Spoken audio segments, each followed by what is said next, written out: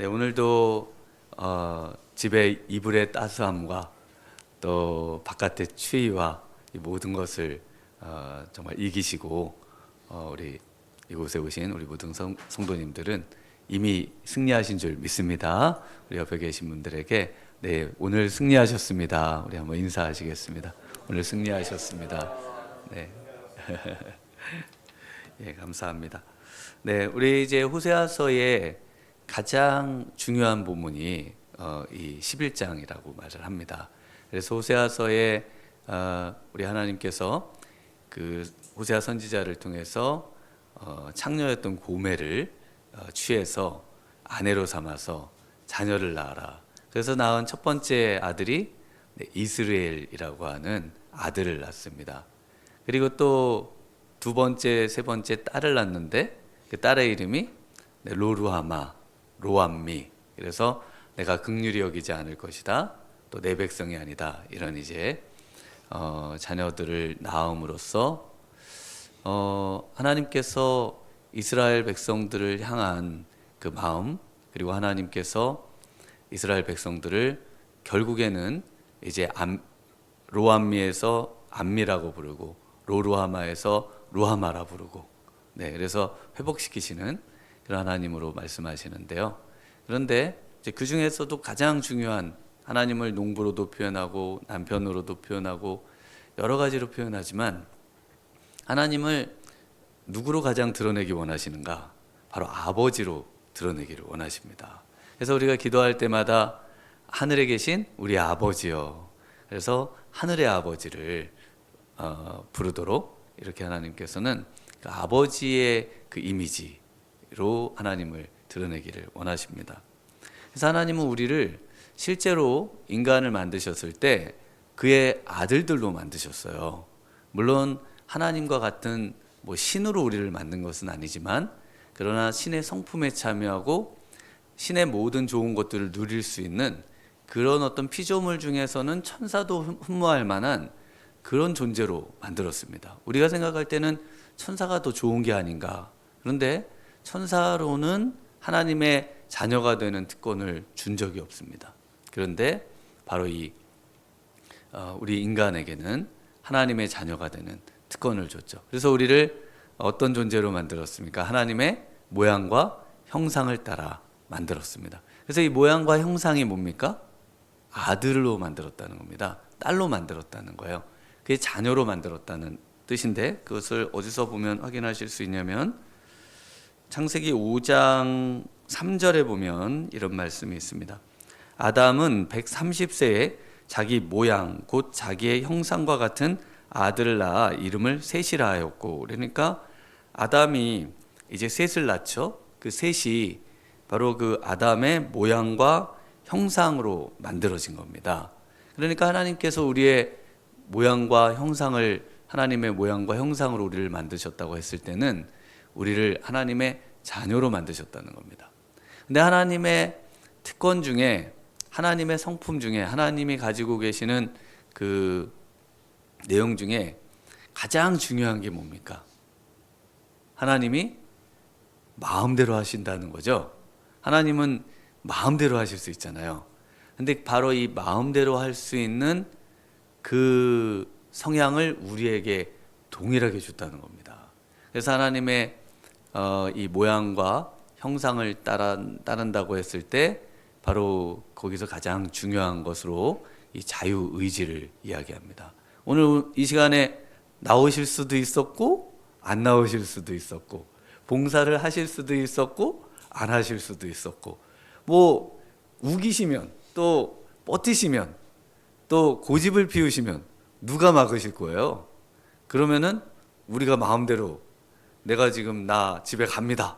가실 수도 있고, 그러니까 그 짜장면을 드실 수도 있고 짬뽕을 드실 수도 있고, 그러니까 이 모든 어떤 선택을 할 수 있는 그런 어떤 그 하나님과 같은 그런 특권을 우리에게 주신 겁니다. 그런데 이 특권을 우리가 잘 사용하면 좋은데 그렇지 못하더라는 거예요. 그래서 그것을 이제 우리 하나님께서 어떻게 하면은 이것을 완벽하게 하나님께로 돌아오게 하고, 그리고 어떻게 하면 완벽하게 회복해서 정말 하나님의 그 특권 모든 것을 누리면서 사는 그런 인생이면서 영생을 누리면서 사는 그런 모든 좋은 것들을 누리면서 그 즐거움과 그 자유와 그 은혜와 이런 것들을 누리면서 살 수 있는가, 이것을 사실 이제 오늘 11장에서 아주 핵심적으로 말씀을 하고 있다. 그러면서도 또 압축적으로 말씀을 하고 있기 때문에 또 좀 어렵기도 하다, 이렇게 말씀을 드릴 수가 있겠습니다. 네, 우리 자녀를 다 낳아보셨죠? 네, 우리 또 자녀가 없으신 분도 있을 수도 있는데, 그 자녀가 저도 있기 전에 우리 조카가 먼저 있었습니다. 우리 여동생이 먼저 시집을 가가지고 너무 이쁜 거예요, 조카가. 그래서 야, 세상에 이렇게 예쁜 애들이 있을 수 있을까 그랬는데, 결혼을 해서 자녀를, 제 아이가 딱 태어나니까 이 비교가 안 되는데요. 이게 비교가, 이 조카가 그렇게 이뻤는데 이 자녀는 완전 그 급이 정말 달라지더라고요. 그래서 하나님께서 지금 이 자녀를 낳았다, 내가 낳았다 그러면서 특별한 인류의 어떤 샘플로서 이스라엘 백성들을 이제 애굽에서 건져내서 자녀로 키우는 그 내용을 이제 설명을 해주고 있습니다. 그래서 그 1절에 보시면 이스라엘이 어렸을 때, 아기였을 때 그 내가 사랑하여 내 아들 애굽에서 불러냈다. 그래서 아기였을 때부터 이 성장 과정을 이제 쭉 말씀을 해주고 계십니다. 그래서 어떻게 했냐면 3절에 보면 그 에브라임은 이스라엘의 이제 다른 이름입니다. 지파의 가장 큰 지파여서 그걸 통해서 이 대유법이라고 하죠. 그래서 그걸 통해서 이제 이스라엘을 나타내는 겁니다. 그래서 이제 걸음을 가르치고, 그래서 우리 걸음 다 가르치시죠? 그래서 아장아장 이제 기다가 이제 수다가 그거 이제 첫발 떼고 막 이러는 거 보면은 막 박수 치고 막 너무너무 행복하고 뭐 그러면서 그 아이들을 이제 걸음 걸리는 겁니다. 그 다음에 이제 네 팔로 안고, 주로 안고 다니잖아요. 그래서 저는 이제 큰 애가 얼마나 무거운지 그냥 막 이쪽이 하나 막 목에로 맸다 하는데, 어쨌든 뭐 안고 다녀야 되잖아요. 안아달라고 그러고. 그러니까 하나님께서 그렇게 하셨다는 겁니다. 그리고 아기 때는 얼마나 아픕니까? 그냥 뭐 열 나면 뭐 잠도 못 자고 바로 응급실 또 가셔야 되기도 하고, 또 아이를 어떻게 할지 몰라서 막 노심초사 하다가 이제 애가 열이 떨어지거나 또 회복되거나 이런 일들이 아이를 키우면서 안 겪어보신 분들이 없으실 거예요. 또 큰 사고가 나기도 하고, 정말 저희 애는 머리가 커가지고요, 그냥 이렇게 다니면은 다 머리만 부딪혀가지고 온 머리가 다 멍으로 그냥, 그리고 앞으로 넘어져서 앞으로 깨지고 뒤로 넘어져서 눈 돌아가고 뒤로 깨지고, 그래서 이 제명에 이거 살 수 있을까 얘가, 정말 걱정이 많이 됐는데, 거기다 또 머리도 또 찌그러져 있어요. 그래서 뇌가 또 잘못 성장해서 좀 문제가 될 수 있다고 그래가지고 이 머리가 이렇게 찌그러져 있거든요, 헤드가. 그래서 야, 이거 저기 커서 사람 구실은 할 수 있을까? 그러면 여러분 어떠세요? 갖다 버립니까? 자식을? 그거 연약하면 연약할수록 더 사랑스럽죠. 내가 더 오래 살아서 더 얘를 책임져 줘야 되지, 뭐 이런 이제 막 사명감에 불타잖아요. 어떻게 하든지 얘를 좀 더 온전하게 만들어 봐야지. 동일한 마음이 하나님의 마음이시라는 겁니다. 우리를 볼 때 연약하면 하나님께서 우리를 버리시는 게 아니라 오히려 더 치근히 여기시고, 더 하나님께서는 우리를 온전한 사람으로 만드시기를, 하나님의 자녀로 만드시기를 원한다는 겁니다. 그래서 이제 4절을 보면 이제 다섯 번째로 사랑의 줄, 곧 사람의 줄, 사랑의 줄로 그들을 이끌었고, 그래서 이 사람의 줄은, 이거 여기서 특이한 점이 있는데요, 사람의 줄 있잖아요. 줄이 다 똑같은데 여기서 사람의 줄은 한 가닥의 줄을 의미합니다. 그 다음에 이제 그 뒤에 사랑의 줄은 그 노끈을 의미해요. 그래서 이제 밧줄, 우리가 밧줄이라고 사투리로도 쓰고, 그래서 이 여러 가닥을 묶어서 끊어지지 않도록 만드는 아주 튼튼한 줄을 의미합니다. 그러니까 하나님께서 사람의 줄은 끊어질 수 있지만 하나님의 이 사랑의 줄은 끊어지지 않는다는 것을 저 말씀을 통해서도 말씀을 하고 계신데요. 그래서 끊어지지 않는 줄로 그들을 이끈다 이렇게 말씀하시고, 그 다음에 그 목에서 멍에를 벗기는 자가 되었다. 그래서 이것은 역시 자녀를 기를 때 우리가 요즘은 이제 보행기에 태워서 아이들을 이렇게 걷도록 하는 거 연습도 시키고 또 애가 활동할 수 있도록. 그런데 이제 성장하면 보행기를 떼버리죠. 그리고 또 성장하면은 처음에는 자전거 옆에 보조바퀴를 딱 달고 막 잡아주고 또 이렇게 하다가 근데 얘가 막 이걸 너무 떼고 싶어 하잖아요. 근데 뭐 염려되잖아요. 저러다가 어디 가서 부딪히면 안 되는데. 그런데 이 떼주고 나면은 막 자기가 쏜살같이 그냥 이제 다니면서 막 놀고 성장하고, 결국 이 부모의 그런 어떤 노심초사지 아이들은 자유하고 싶어 하지 않습니까? 그래서 하나님께서 이제 고대에 아이들을 성장시킬 때 다치지 않도록 하는 그런 어떤 보조 장치로 이 멍에라는 것을 이제 씌우는데 그거를 이제 벗겨준다는 겁니다. 그 다음에 그들 앞에 항상 먹을 것을 주죠. 그래서 먹이려고 그냥 엄마들이 그 밥 들고 애들을 쫓아다니면서 입에다가 그냥 이렇게 맛있는 거를 주는 척하면서 밥 먹이고 막 이런 식으로 그냥 애들을 어떻게든 먹여서 성장시키려고 하는, 그래서 항상 먹이신다는 표현을 그들 앞에 먹을 것을 두었다 이렇게 지금 그렇게 하나님이 애지중지 기르는데, 그런데 문제가 뭡니까? 성장했더니 뭐라 그럽니까? 나를 왜 낳으셨어요? 부터 해가지고 내가 정말 당신의 부모가 당신의 자녀가 맞습니까? 난 아무리 봐도 닮은 구석이 없는데, 그 뭐 유전자 검사를 뭐 해갖고 갖고 다니는 것도 아니고, 그러니까 이 아이들이 성장하면서 자신이 어디서 왔는지에 대한 이 근본적인 질문을 하고, 아무리 봐도 나는 부모의 자녀가 아닌 것 같다 그런 생각을 갖게 되죠. 동일하게 이 지금 이스라엘 백성들이 또 인류가 하나님을 향해서 그와 같은 마음을 갖는다는 겁니다. 그래서 지금 3절 마지막에 보면 그들이 알지 못하였다. 이것이 이제 핵심입니다. 그래서 이 세상에 우리의 우리가 자녀를 길러보면 이와 같은 상황과 사태를 쉽게 이해하실 수 있는데요. 물론 순하게 크는 아이들도 있지만 또 이렇게 정말 나를 왜 낳으셨어요? 이거 혹시 말 안 해보신 분 계신가요? 네. 혹시 우리 자녀에게 안 들어보신 분 계신가요? 네, 다 한 번쯤은 듣거나 이와 비슷한 상황에 계셨을 텐데, 하나님에게 인류가 또 이스라엘 백성이 지금 이 성경은 그래서 인류의 어떤 대변인으로서의 이스라엘 백성이 에게 주신 말씀입니다. 그래서 우리에게 동일한, 지금도 유효하고 고대에도 유효하고 앞으로도 유효한 그런 말씀이 되는 거죠. 그와 같은 상황이 되면서 어떤 결과를 갖습니까? 2절에 보면 선지자들이 그들을 부를수록 그들은 점점 멀리하고, 하나님을 알지 못하니까요, 하나님을 점점 멀리 떠납니다. 그래서 우리가 이렇게 지금 세상에 온 인류의 이성의 동물로서 우리가 여기에 왜 있는가? 이 반짝반짝 빛나는 별과 이 자연 속에 나는 왜 생각하는 존재로 이 땅에, 이 세상에 존재하는가?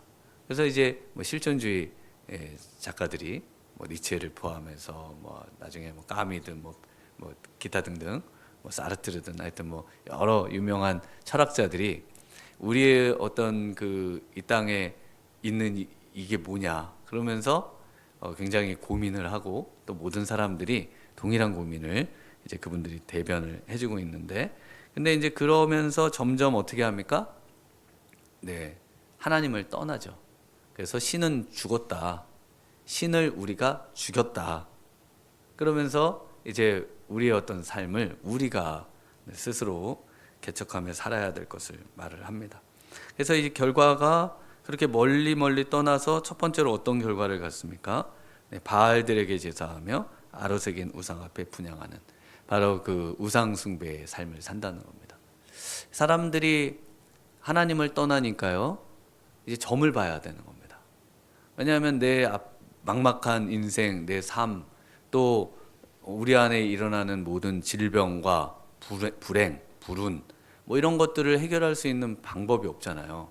왜냐하면 이건 우리의 힘으로 어떻게 해볼 수 없는, 그냥 당해야만 되는 이런 문제 앞에 뭔가 해결할 수 있는 그런 어떤 길이 있다면 그걸 찾고 싶어하는 인간의 어떤 본능, 우리에 대한 어떤 보호자가 필요한데요. 그때 바로 이 우상에게 나아가는 그런 심성을 갖게 되더라는 겁니다. 그래서 전부 우상으로 바꿔요. 하나님께서 만든 피조물, 동물이든 또 나무든 뭐 아니면 일월 성신이든 뭐 이런 모든 것들을, 별자리나 뭐 기타 등등 이런 것들을 이제 우상으로 바꿔가지고 이걸 섬기게 되더라는 겁니다. 그 다음에 또 어떤 결과를 갖습니까? 그 다음에는 5절 6절에 보면은 내게 돌아오기를 싫어하니 아수르 사람이 그 임금이 될 것이라. 네, 그러면서 이 아수르 사람이 결국 다른 사람의 어떤 지배를 받게 되는 그런 어떤 모습을 갖게 되더라는 겁니다. 그래서 우리가 생각하는 어떤 이 세상의 구조, 또 왕을 섬기게 되는 것, 그리고 어떤 제국을 섬기게 되는 것, 이 모든 어떤 체제를 섬기게 되는 것으로 그렇게 이제 변해간다는 것입니다. 그리고 이제 세 번째로는 7절에 있는 것처럼 끝끝내 내게서 물러가죠. 우리 7절 한번 같이 읽어볼까요? 함께 읽습니다.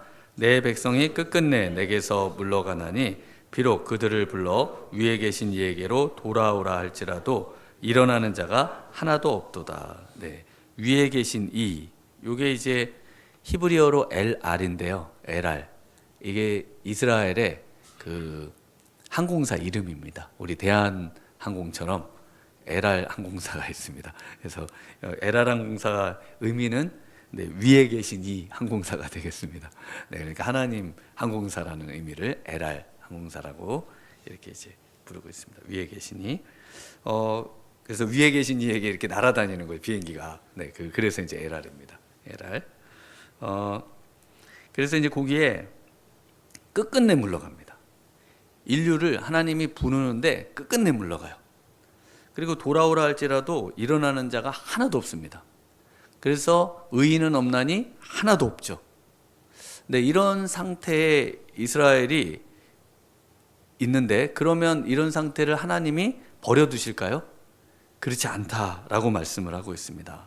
그래서 우리 8절 같이 읽어보겠습니다.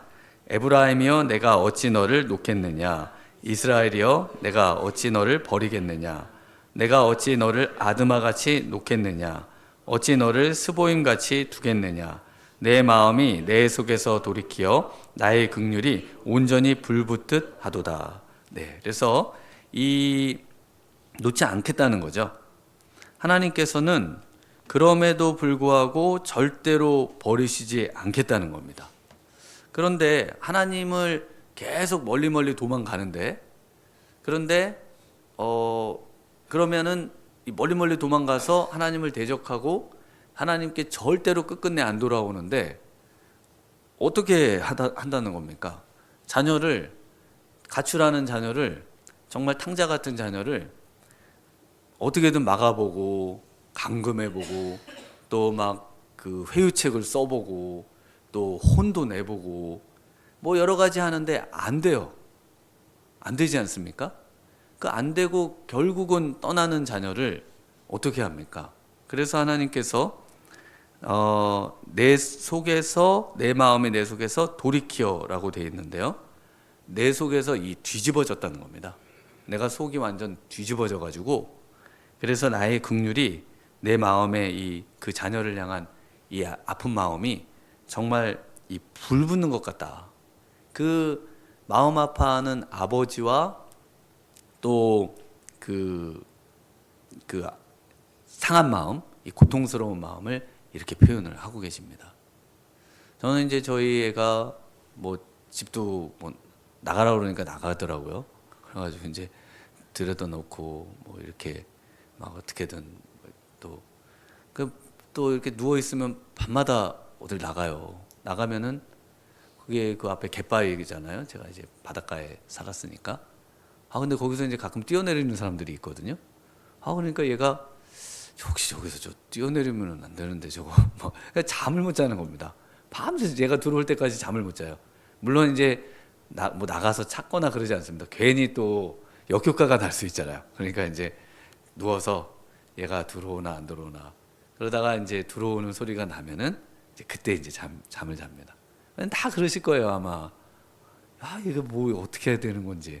또 어느 날은 여자친구한테 이제 퇴짜를 맞아가지고 저한테 이제 전화를 해가지고 막 뭐라고 막 뭐 얘기를 하는데 이제 너무 힘드니까 전화를 했겠죠. 근데 제가 뭐라고 이제 조언을 뭐라고 얘기해야 되잖아요. 얘기를 했더니 욕을 하면서 팍 끊더라고요.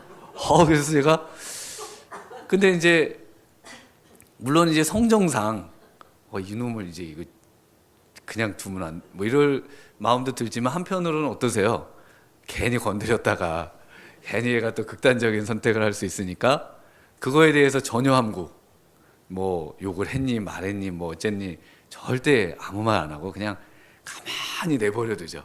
그래서 하나님께서 왜 우리를 가만히 내버려 두실까요? 하나님께서 우리가 극단적인 선택을 할까봐 가만히 내버려 두십니다. 그래서 하나님이 우리를 버려두셨다. 마치 우리를 뭐 굉장히 뭐 미워하셔가지고 그냥 막 굴러다니도록 만드셨다는 생각을 하실 수도 있는데 그게 아니라 하나님께서 우리를 사랑하셔서 그냥 가만히 두시겠다는 겁니다. 그러면 그 속에서 이제 뭐 세상으로 가고 막 어려움을 겪고 그러다가 이제 돌아오게 되는 거죠. 그래서 우리에게 고난을 주시는 이유, 인류에게 왜 전쟁이 있고 인류의 기근이 있고 또 자연재해가 있고 또 우리 코로나 같은 예상하지 못하는 또 예상하셨을 수도 있는 그런 어떤 질병들이 있고 이런 것들이 왜 일어나는가?